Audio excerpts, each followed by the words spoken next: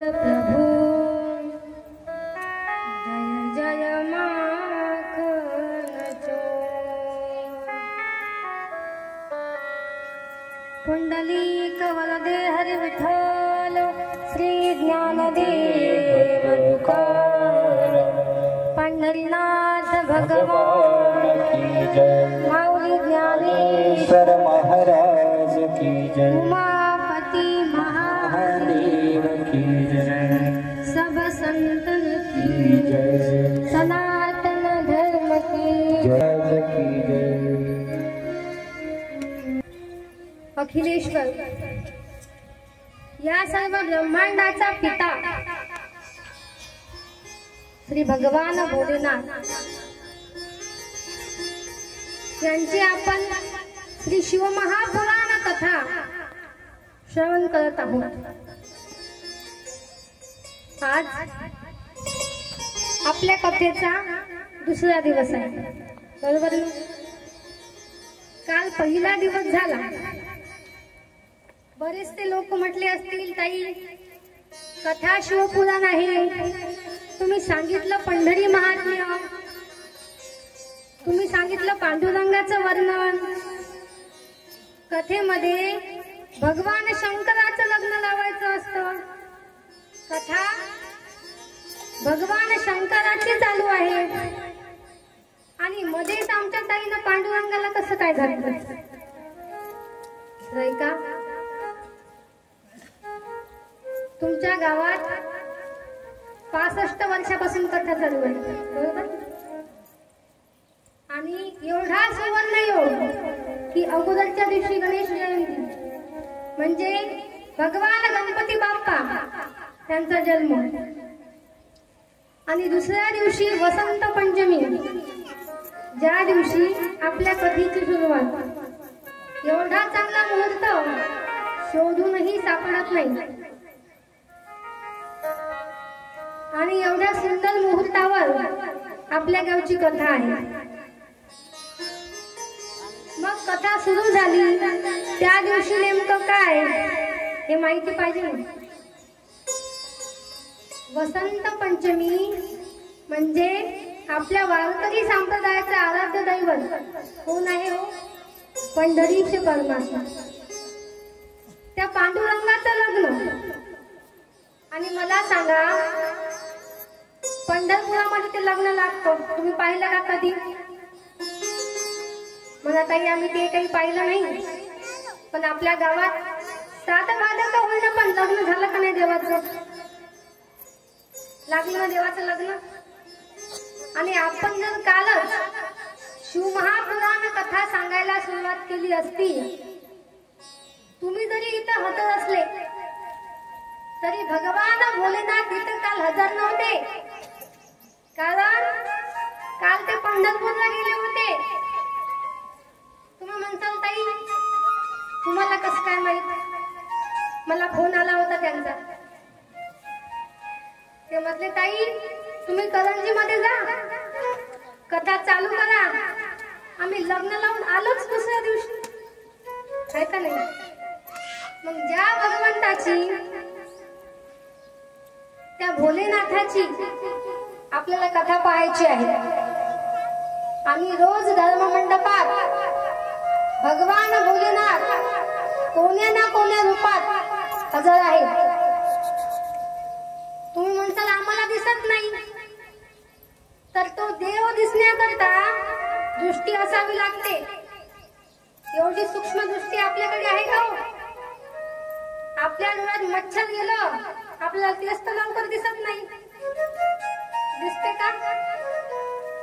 भगवान भोलेनाथ सूक्ष्म रूपाने आपली कथा श्रवण करत आहे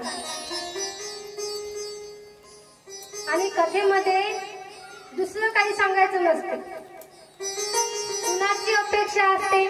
कथा सांगावी। कुणाची अपेक्षा असते ताई आम्हाला गायन खूप आवडतं, आम्ही गायन ऐकावं। कुणाची अपेक्षा असते आम्हाला शास्त्रोक्त पद्धतीने सांगा, आणि काही लोकांचं असते आम्हाला विनोद सांगा। पण कथा ही काही विनोदाकरिता असते का हो? विनोद तुम्हाला सांगेल मी, तो काही विषय नाही, आपल्याकडे इंस्टाग्रामवर भरपूर विनोद आहे. तुमच्या हातात मोबाईल असतोच, ऐकतो का नाही? पण या धर्म मंडपात आपला उद्धार व्हावा याकरिता आपण येतो. आपला उद्धार झाला पाहिजे या 7 दिवसात. कळत न कळत आपल्या हातून पाप होत असत. पायाखाला मुंगीच दबून मिळली, आपल्याला समजते का? एखादा किडाच मेला, झालं ना पाप, न कळत झालं.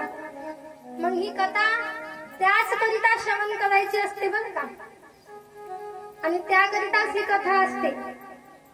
म्हणून या धर्म मंडपात त्याकरिता आलं पाहिजे.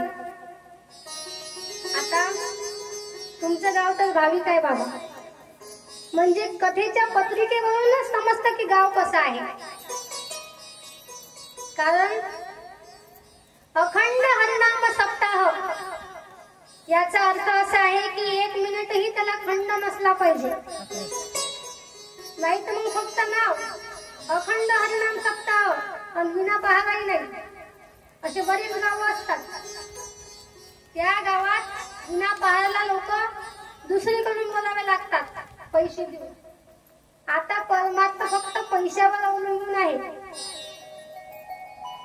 कारण पैसे घेतल्याशिवाय गाडी काही पुढे सरकत नाही. कथा काळाला जरी फोन केला तरी सर्वात अगोदर हेच विचारलं जातं, तुम्ही किती घेसाल? त्यात कलाकार मंडळी, तुम्ही किती घेसाल? कारण हे कलियुग आहे बाबा. या कलियुगामध्ये कोणतंही काम करायचं असलं त्यात पहिले आपला फायदा किती आहे हे पाहत असतात. ऐसा कोण आहे हे दयानाग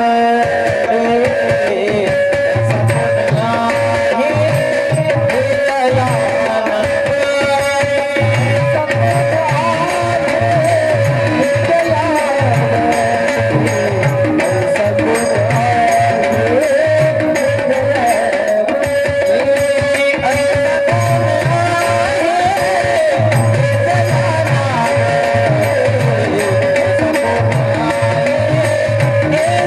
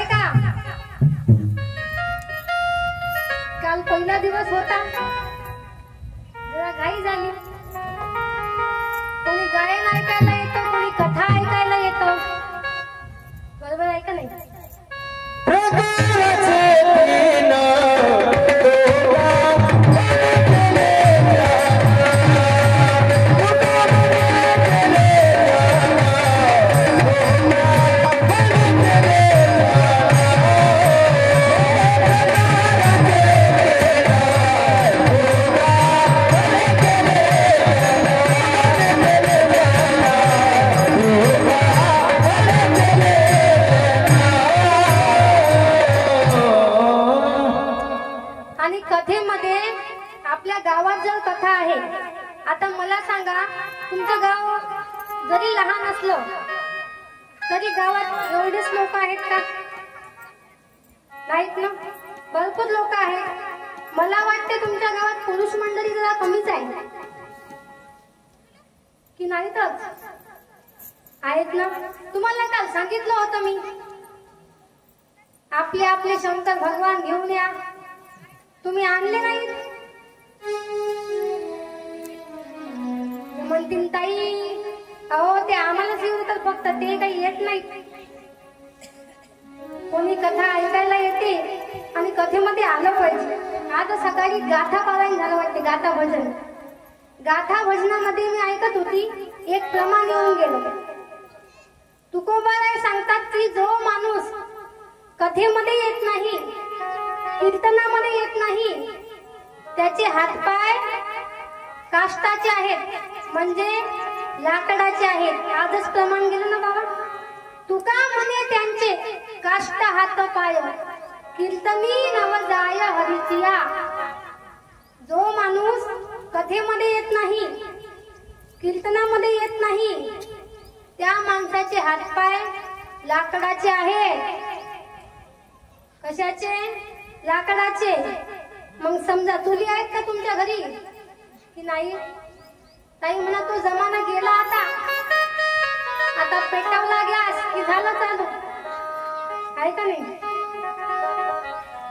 काही काही लोक कथेमध्ये येतात, पण कशा करिता? कथाकार कशी आहे,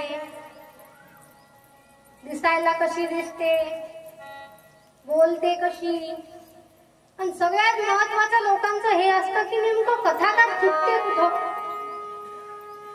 लोकांना कथा कशी सांगते, आपल्या उद्धाराकरिता किती सांगते, हे नाही पाहत लोक. बाईचं नेमकं चुकतं कुठं. आणि एकदा का कथाकार चुकली की मग झालं तर तुम्ही तर ते सांगलंच नाही, तुम्ही तर हे सांगलंच नाही. काही काही लोक गायक मंडळी कशी आहेत ते पाहायला येतात. गायक चांगले गातात का नाही, वाजवतात का नाही, पण कथेमध्ये हे पाहू नये बाबा. तुम्ही सगळे जाणकार श्रोते आहात, माझ्यापेक्षा तुम्हाला खूप अनुभवी आहे आणि तुम्ही खूप कथा ऐकलेल्या आहेत. या व्यासपीठावर माझ्यापेक्षाही ज्ञानानं वयानं श्रेष्ठ असे वक्ते येऊन गेले का नाही? येऊन गेले. तेही कथा सांगून गेले. मी तसे पाहिलं तर खूप लहान आहे बरं का.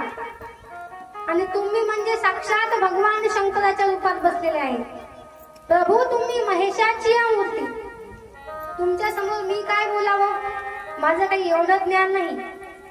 पण हे व्यासपीठ जे आहे, त्या व्यासपीठावर कथाकार काय बोलतो हे तो स्वतः बोलत नसतो.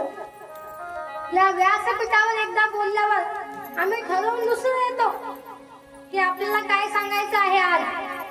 पण इथं बसल्यानंतर भगवंत बुद्धी देणारा असतो बरं का. तुम्हाला वाटतं एवढं सोपं नाही माऊली, एवढं सोपं आहे का इथं?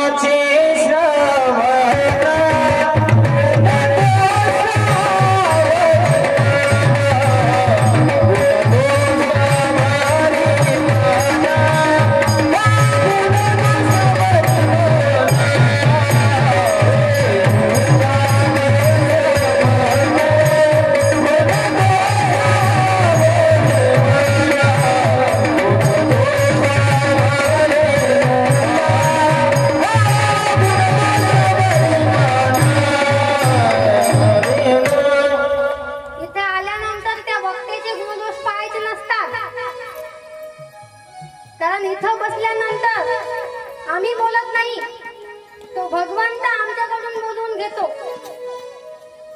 म्हणून आपण जर वक्त्याची निंदा केली, शास्त्र सांगते, शिव महापुराण कथेमध्ये आहे, जर तुम्ही वक्त्याची निंदा केली, वक्त्याने हे सांगितलं नाही, ते सांगितलं नाही, तर आपला त्या कथेचं पुण्य तर भेटणारच नाही.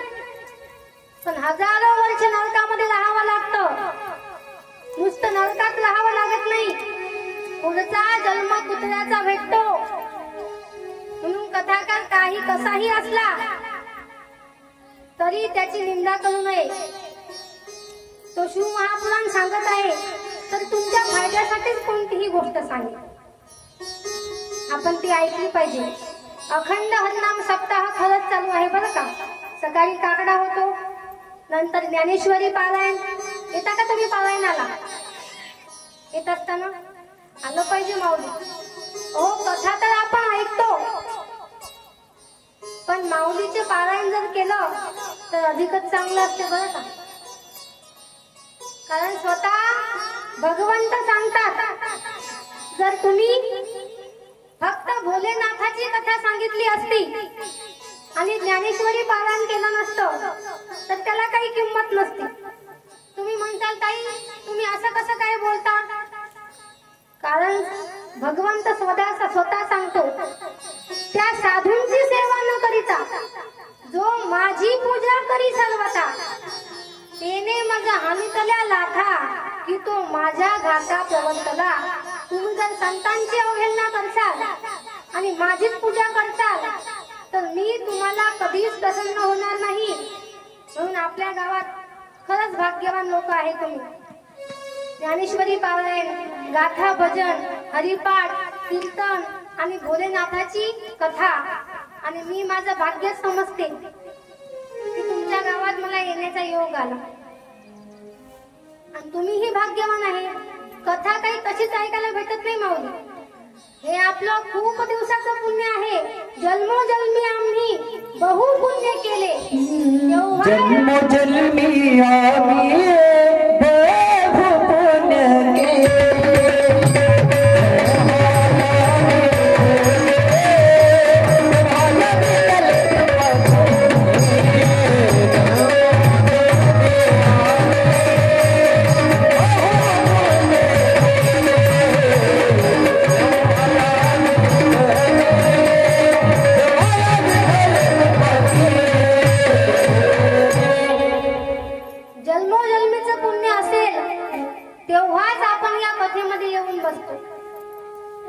मुखामध्ये भगवंताचं नाम येण्याकरिता पुण्य लागतं. नाहीतर काही लोक मरतात पण देवाचं नाव कधी तोंडात त्यांच्या येत नाही. काय येत नाही हो? पाप असतं माणसाचं. पाप माणसाला कथेमध्ये जाऊ देत नाही आणि पुण्य माणसाला घरी जाऊ देत नाही. म्हणून तुम्ही सगळे पुण्यवान आहे. पुण्यवान आहे म्हणून आपण कथेमध्ये आलो. आज आपल्याला शिवपुराण ऐकायचं आहे. तुम्ही गेली 65 वर्ष झाली ऐकत आहात भगवान भोलेनाथाची कथा. काय आहे बेलाचं महत्व सांगितलं असेल ना कथाकारांनी. रुद्राक्ष कसा निर्माण झाला, भस्माचं महत्व काय, भस्म कसं तयार झालं, आणि भगवान भोलेनाथ अंगाला भस्म का लावतात हे आपल्याला पाहायचं आहे कथेमध्ये. का लावतात हो? आता आजच काही सांगायचं नाही एवढं. 7 दिवस आहेत आपल्याकडे, सांगत राहू आपण. तसे तुम्हाला उपाय पण सांगेल. कारण लोकांचं कसं असते, शिव महापुराण म्हटलं की ताई आम्हाला उपाय सांगा, आम्ही ते उपाय करू आणि आमचा संसार सुखाचा होईल.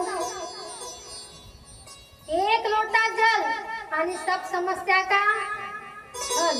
हे गोष्ट खरीच आहे बरं का.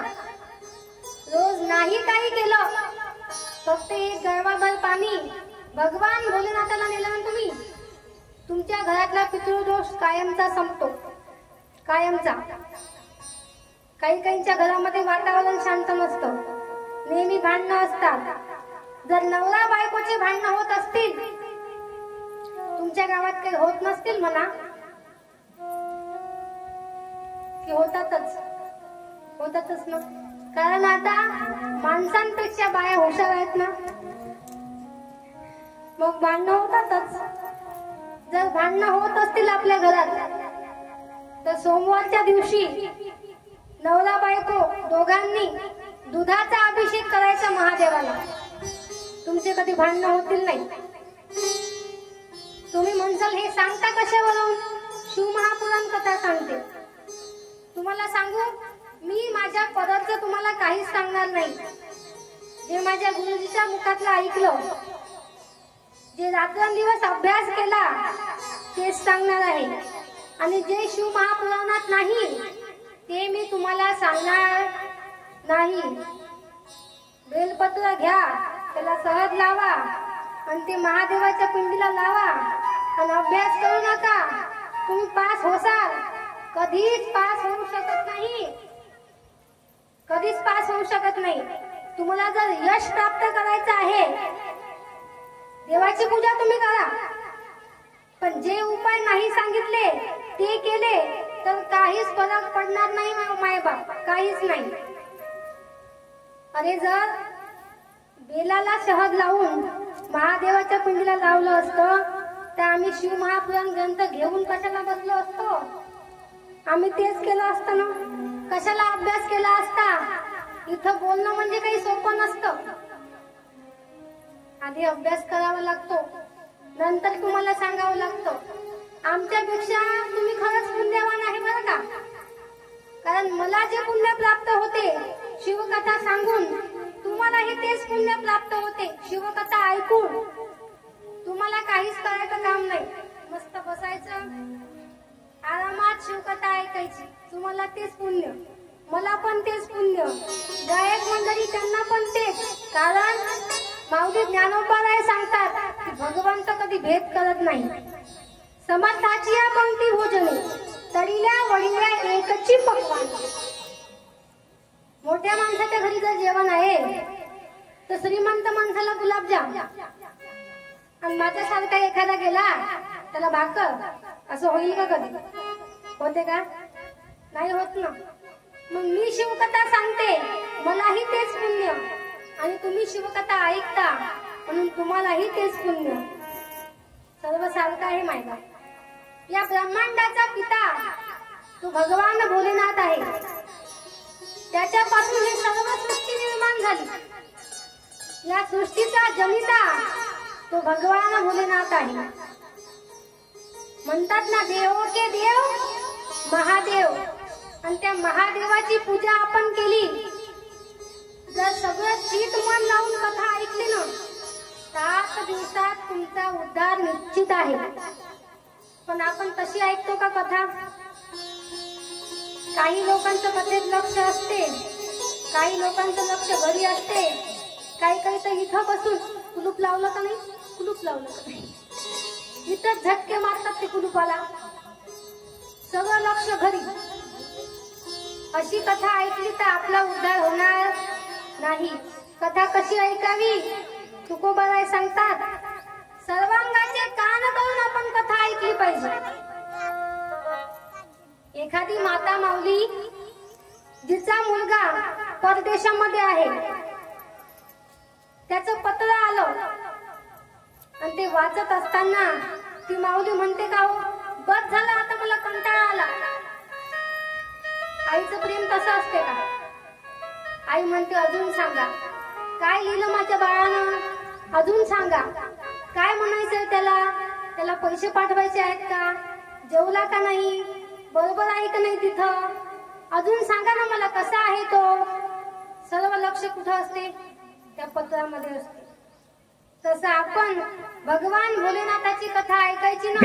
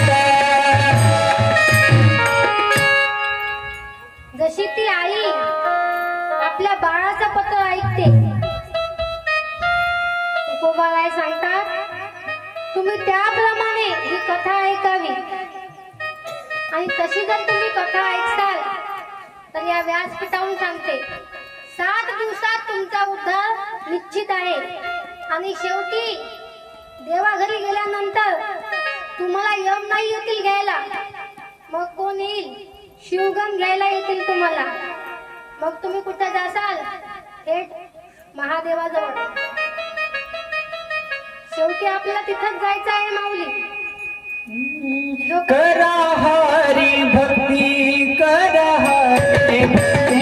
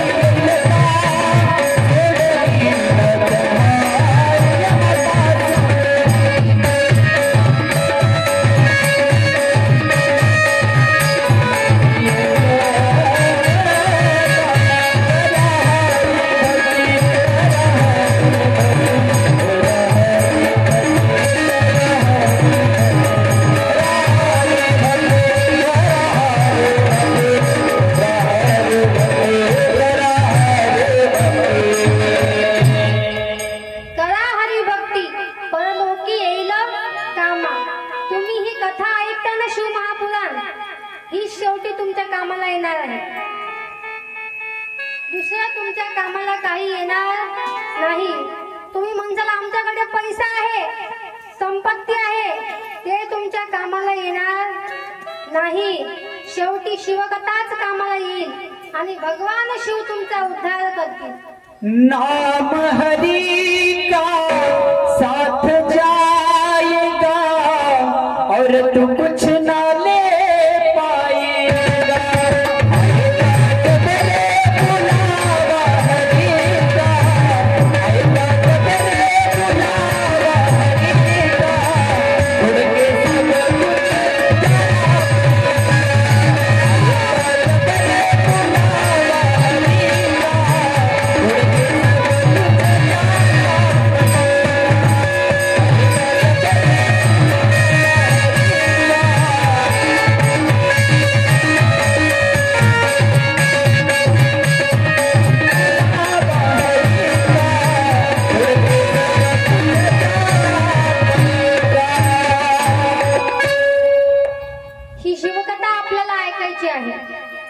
मग ही कोणी सांगितली?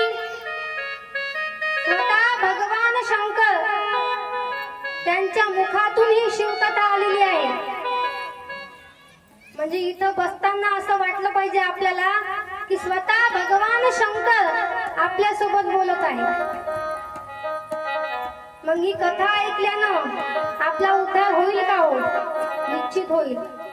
पण तशी आपल्याला कथा ऐकावी लागेल. ऐका. नैमिषारण्यामध्ये 88,000 ऋषी आले आणि ते ऋषी मुनी सुतांना प्रश्न विचारतात. हे सुतजी, तुम्ही महाज्ञानी आहात, सर्व सिद्धांताचे सार तुम्हाला माहित आहे. तुम्ही आम्हाला भगवान भोलेनाथाची सारभूत कथा सांगा की ज्या कथेने सदाचार वाढेल, ज्ञान वाढेल, भक्ती वाढेल, वैराग्य वाढेल. अशी कथा आम्हाला सांगा. सर्व लोक कालरूपी सर्पापासून वाचवणारी ही जी शिवकथा आहे ती शिवकथा आम्हाला सांगा की जी शिवकथा ऐकून आमचा उद्धार होईल आणि शेवटी आम्ही शिवलोकाला जाऊ. कारण हे कलियुग आहे. या कलियुगामध्ये असं सांगितलेलं आहे मायबाप. आता सध्या अजून तर विलांटी बसलीही नाही. सध्या कलाच युग चालू आहे. कलियुग लागलंही नाही तरी आता अशी परिस्थिती आहे. ऐका कलियुगाची थोरी. पुत्र तो होईल विद्याचा वैरी आणि भ्रताला सांडोनी घरोघरी फिरतील नारी. या कलियुगाचं महिमान सांगितलेलं आहे की बापाचं आणि मुलाचं कधीच पटणार नाही. पटते का हो? आता अशी अवस्था आहे की मुलगा बापाला शिव्या देतो, बोलतो का? त्याचा दोष नाही, कलियुग आहे. व्रताला सांडोनी घरोघरी फिरतील नारी. तुमच्याकडचं काही माहित नाही, पण आता अशी अवस्था आहे, पोरी तर पळून चालल्या, पण 2-2 लेकराच्या माया तेही चालल्या. तुमच्याकडचं माहित नाही बरं, आमच्याकडचं सांगतो. आमच्याकडे गेले की तुमच्याकडचं सांगेल. दुसरं काय आहे सांगायला? मग हे कलियुगाचं महिमान आहे. मग या कलियुगामध्ये आमचा उद्धार व्हावा, आमचं मन त्या भगवंताच्या भक्तीकडे लागावं. त्या भोलेनाथाची भक्ती आम्ही कशी करावी हे तुम्ही आम्हाला सांगा. सूत महर्षींना फार आनंद झाला, कारण श्रोता जर चांगला असेल तर वक्ता अजून काहीतरी चांगलं सांगत असतो, आणि श्रोत्यानं जर नीट ऐकलं नाही तर वक्ता मग काही सांगत नाही.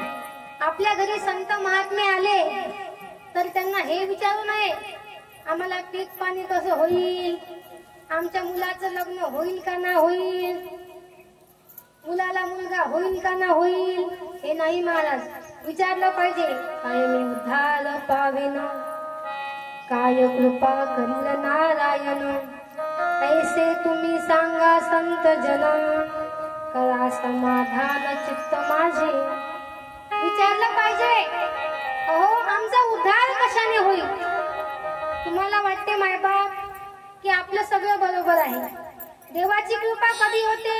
आमचं सगळं व्यवस्थित आहे, आमचा संसार चांगला चालू आहे, आमच्याकडे पैसा येत आहे, म्हणजे भोलेनाथाची कृपा होते का? नाही. मेल्यानंतर ही संपत्ती कामाला येत नाही. तिथं तुम्ही काय केलं अशी डायरी बोलतात. मग ते कथेत गेली होती का ही बाई? हो गेली होती. सुमनबाई गेली नव्हती कथेमध्ये गेल्यावर या बाई नुसता गप्पा झाल्या, कथा ऐकली नाही, टाकायली नरकात. असं असते कथेमध्ये बसल्यावर. नियम आहे, बडबड करायची नसते, कथा ऐकायची असते. कारण जो माणूस इथं येऊन गप्पा करतात ना बाया, घरीही करतात, कथेतही करतात, पण कथेत करू नये. मग काय होते? तुकोबाराय सांगतात, तुम्ही बेंडकाच्या जन्माला जाता. कीर्तनी बडबड करील जो कोणी, बेंडूक होऊनी येईल जन्म. मग जर लहान लहान मुलं असले, ते लहान बेंड होतील एवढे. तुमच्या आकारानुसार मोठ्या मोठ्या बाया असल्या तर मोठ्या बेंड बसा, मोठे माणसं असले. म्हणून कथेमध्ये कीर्तनात कधी बडबड करायची नसते. सूत महर्षी म्हणतात, शौनक ऋषी तुमचे प्रश्न ऐकून मला फार आनंद झाला, कारण सहसा असे प्रश्न कोणी विचारतच नाही. ऐका, ही शिवकथा सर्व पापी जीवांचा उद्धार करते, आणि आपले पाप नष्ट झाले पाहिजे म्हणून आपण ही शिवकथा ऐकली पाहिजे. या शिवमहापुराण ग्रंथामध्ये 24,000 श्लोक आहेत, 7 संहिता आहेत. कोणत्या संहिता आहेत? विद्येश्वर संहिता, रुद्र संहिता, कोटी रुद्र संहिता, शतरुद्र संहिता, वायव्य संहिता, उमा संहिता आणि कैलास संहिता. या 7 दिवसांमध्ये आपल्याला या 7 संहिता पाहायच्या आहेत, आणि शेवटच्या दिवशी देवाला प्रार्थना करायची आहे की देवा, तू आता शेवटी आमचा उद्धार कर आणि तुझ्या पायाजवळ आम्हाला जागा दे. आणि ह्या 7 संहिता आहेत ना, जो कोणी मनोभावे ऐकतो त्या माणसाच्या मनात कोणतीही इच्छा असली तरी ती पूर्ण होते. पण आपलं सगळं मन जर कथेत असलं तरच बरं का. जर तुम्हाला असं वाटते की आपली ही इच्छा पूर्ण झाली पाहिजे तर कथेच्या पहिल्याच दिवशी आपण संकल्प केला पाहिजे, देवाला सांगितलं पाहिजे, भोलेनाथा मी सर्वांगाचे कान करून तुझी ही कथा ऐकते, पण तू माझी ही इच्छा पूर्ण कर. नक्कीच भोलेनाथ तुमची इच्छा पूर्ण करेल, पण देवाला तुमचं मन पाहिजे असते. तुम्ही शरीराने इथं बसता आणि मनाने कुठेही भटकले तर भोलेनाथ प्रसन्न होईल का हो? लोक म्हणतील त्यांना कसं काय समजते, अरे ब्रह्मांडाचा जनिता आहे तो, त्याला काय माहित नाही हो. मुंगीच्या मनातलं मनोगत जर भोलेनाथ ओळखू शकते तर तुमच्या मनात बसल्या बसल्या काय चाललं ओळखणार नाही देव.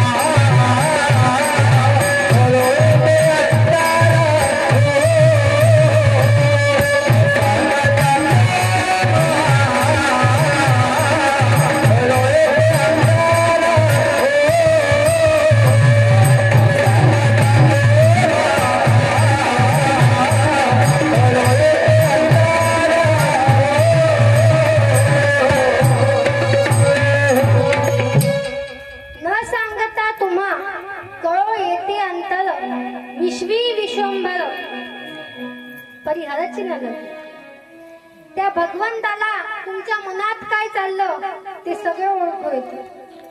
मग आपल्या मनात हाच प्रश्न आहे आता की आम्ही 7 दिवस त्या भोलेनाथाची कथा ऐकू, पण आमचा उद्धार होईल का? होईल.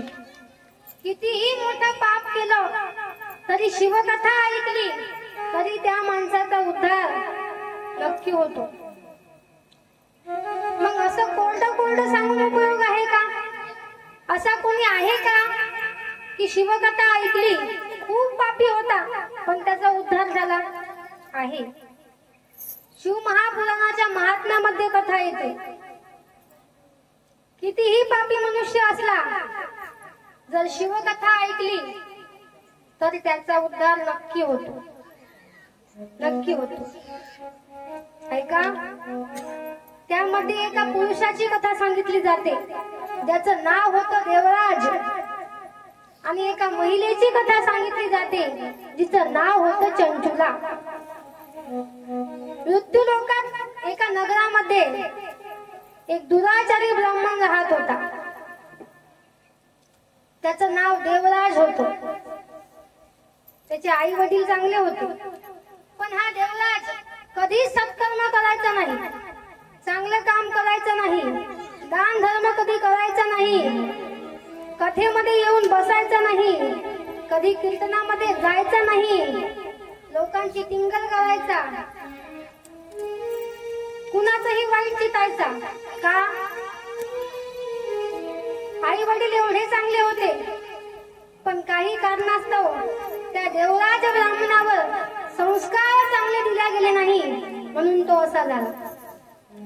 संस्कार चांगले नव्हते म्हणून तो अजूनच बिघडत गेला, बिघडत गेला, बिघडत गेला. तुम्हाला सांगू मायबाप, कधी कधी आपण विचार करतो आपण एवढे चांगले आहोत, एवढं चांगलं सत्कर्म करतो, पण आपल्या पोटी अशी संतान का जन्माला येते की ते आपलं कधीच काही ऐकत नाही? का? तर ते आपलंच पाप असतं. आपल्या पापामुळे कधी कधी अशी संतती जन्माला येते. शास्त्र सांगते, दुःशीलो मातृदोषेन पितृदोषेन मूर्खता. कार्पण्यम वंश दोषेन आत्मदोषेन दरिद्रता. जर आपल्या आईचं पाप असेल, कळत न कळत आपल्या आईच्या हातून पाप घडलं असेल, तर असा मुलगा जन्माला येतो की तो घरात कुणाचं काहीच ऐकत नाही. त्याला कितीही सांगा तो ऐकणार नाही. आई वडिलांना शिव्या शाप देतो. का? आईचं पाप असतं. कधी कधी बापाचं पाप असतं. मूर्ख मुलगा जन्माला येतो. त्याला कितीही सांगितलं की हे काम करू नको, जे काम नाही सांगितलं करायला तो तेच काम करतो. असतं कधी कधी हे आपल्या पापामुळे.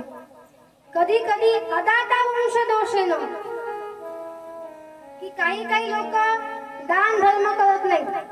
का? त्यांच्या वंशाचं पाप असतं.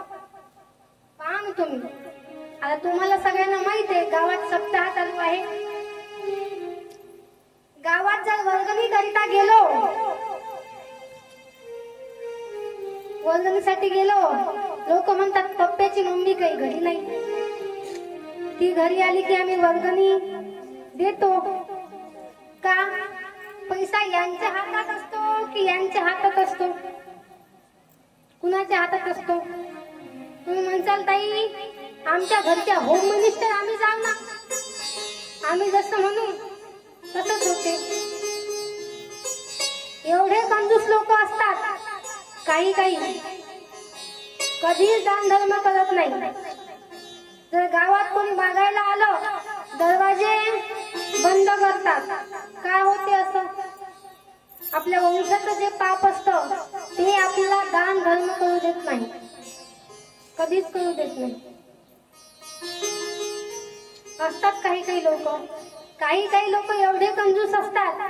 ऐका, एक माणूस त्याच्या घरी एवढी संपत्ती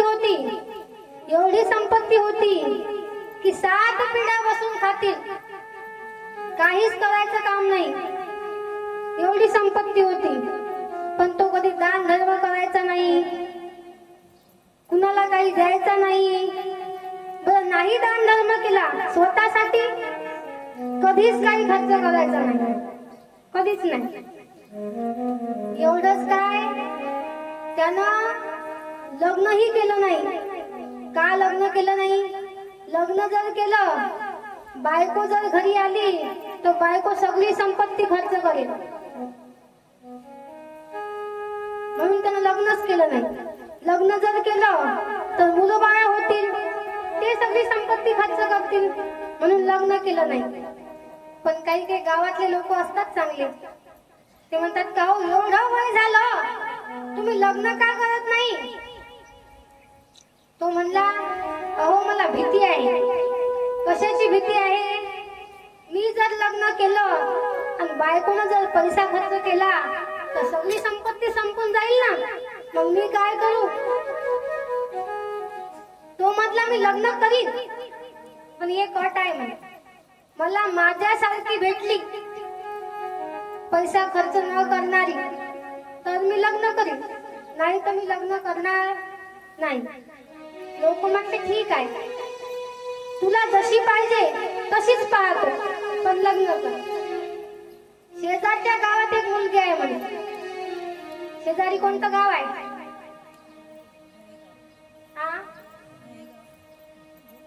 असू दे कोणते, आपण परभणी घेऊ. जिंतूर चालेल का? जिंतूर जवळच आहे ना, त्या गावची मुलगी. तुमच्या गावचा मुलगा चालेल ना? आहे म्हणे मुलगी. तो म्हणला पण पहिले आपली अट अशी आहे, मी जसा आहे तशी ती असली पाहिजे. तो म्हणे अरे तू टेन्शन घेऊ नको, मुलगी अशी आहे म्हणे, असे संस्कार आहेत तिच्यावर, ती 1 रुपया खर्च करत नाही. अजून काय सांगा म्हणे त्या मुलीचं वर्णन. तुला म्हणे शेंबूर जर आला, शेंबूर समजते काय? शेंबूर जर आला तो फेकते का नाही म्हणे, असं आपण धरतून असं फेकतो का नाही? ती मुलगी एवढी कंजूस आहे म्हणे, शेंबूर चाटून घेते पण फेक. एवढी कंजूस आहे म्हणे. चालेल का? ठीक आहे म्हणे चालेल. एवढी कंजूस असली तर कोण नाही करणार. झालं लग्न, संसार सुखाचा झाला, चालू झाला संसार. त्याला एक दिवस असं वाटलं, दुकानामध्ये गेला, बायकोला सांगलं दिवा लावजो, पण तो दिवा लावता बरोबर विझवजो, तेल संपलं नाही पाहिजे. ती म्हणली अहो तुम्ही टेन्शन घेऊ नका, मी तुमचीच बायको आहे, या हाताने लावते या हाताने विझवते ना, टेन्शन नका घेऊ. हा गेला दुकानात, पण याचं काही दुकानात मन लागत नव्हतं, कारण नवीन नवीन नवरी आहे, काय करते काय नाही.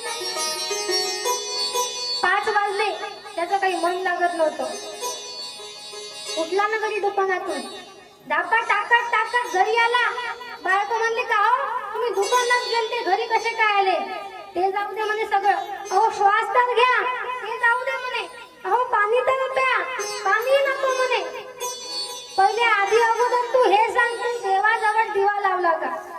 ती म्हटली हो लावला की म्हणे. दिवा विझवला की नाही म्हणे. अहो म्हणे मी तुम्हाला सांगितलं ना, या हाताने दिवा लावला, या हाताने विझवला.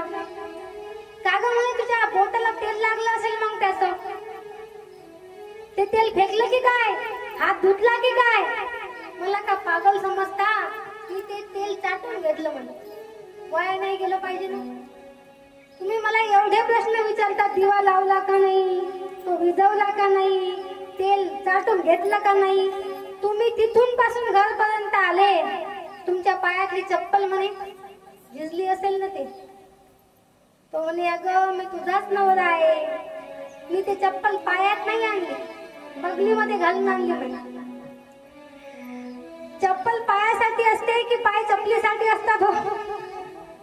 मग एवढे कंजूस जर लोक असले, काय करायचं माणसानं? तसे काही काही लोक असतात. तसेच दोघं सख्खे भाऊ, त्यांच्या घरी पंगत होती. तुमच्या गावात असते ना पंगत. आजचे अन्नदाते कोण आहेत?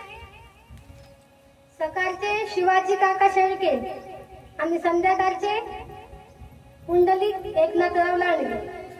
कथेमध्ये अन्नदान केलं पाहिजे बरं का, नाहीतर आपण दुसऱ्याच्या घरी जाऊ जाऊ नुसतं पंक्ती पठाण होतो, पण स्वतः काही पंगत देत नाही. तुम्ही कितीही दान केलं आणि जर अन्नदान केलं नाही तर काही उपयोग नाही. कारण मेल्यानंतर काय सांगता येते हो? कलियुगात तुमचा मुलगा तुमचं श्राद्ध करते का नाही करत, कोणी सांगितलं? आपण जर इथे आताच अन्नदान केलं तर तिथे आपल्याला खायला मिळतं, नाही तर मिळणार नाही. कर्ण माहित आहे ना? कर्ण एवढा दानशूर होता की त्या कर्णाने जेव्हा भगवंत आले, आपले कवच कुंडल तेही देवाला देऊन दिले. एवढा दानशूर कर्ण. पण जेव्हा त्या कर्णाचा मृत्यू झाला आणि तो कर्ण त्या यमाला म्हणाला मला काहीतरी खायला दे, तिथं गेल्यावर भूक लागते. लोक म्हणतात मेल्यावर सगळं संपलं. तसं पाहिलं तर मेल्यावरच खरं जीवन चालू होते. पाप कर्माचा पुण्य कर्माचा हिशोब होतो तिथं गेल्यावर. म्हणून इथे आपण सत्कर्म केले पाहिजे. कर्ण म्हणाला मला खायला दे, यम म्हणाला तुला खायला मिळणार नाही, तू दान केलं नाही म्हणे, दान. कर्ण म्हणाला अहो तुम्ही काय पागल झाले का म्हणे, या पृथ्वी तलावर कोणालाही विचारा, दान म्हटलं की कर्णाचं नाव येतं. तुम्ही कसं काय म्हणता की दान केलं नाही? अरे कर्णा, तू सगळं काही दान केलं, पण तू कधी अन्नदान केलं नाही, म्हणून तुला इथं खायला मिळणार नाही. म्हणून गावात जर सत्ता आहे, नाही आपण वर्गणी दिली, अन्नदान करावं, केलं पाहिजे अन्नदान, तिथं खायला भेटतं. नाही अन्नदान करता आलं, ज्याच्या घरी पंगत आहे निदान लोकांना त्यांचं घर तर दाखवा. आपल्या गावात जर एखादा अतिथी आला आणि त्या अतिथीने विचारलं की मला खायला पाहिजे, नाही आपल्याकडून होत ना, जो माणूस करते त्याचं घर दाखवलं पाहिजे. आणि कर्णाने तेच केलं होतं मायबाप. कर्ण म्हणाला मी काही अन्नदान केलं नाही, तो यम म्हणला तू एकच चांगलं काम केलं आयुष्यामध्ये, अन्नदान नाही केलं, पण जर तुझ्याकडे कोणी आला तर तू तुझ्या या बोटाने भगवान धर्मराज त्यांचं घर दाखवत होता. युधिष्ठिर त्यांच्या घरी कोणीही भुकेला जीव आला तर त्याला खायला देत होते. मग कर्णा, तू तुझं हे बोट आहे ना ते तोंडात घाल, तुझी भूक शांत होईल. आपल्या दारी जर कोणी याचक आला तर त्याला आपण खाऊ घातलं पाहिजे, त्याला पाणी पाजलं पाहिजे. आपल्या प्रत्येक कर्माचा हिशोब देव ठेवत असतो बरं का, प्रत्येक कर्माचा आपण केलं पाहिजे. नाही तर मग भुकेलेला अन्न नाही, तहानलेला पाणी नाही, आणि नंतर अमृत जरी पाजलं तरी काही उपयोग होणार नाही बरं का. कभी प्यासे को पानी मिलाया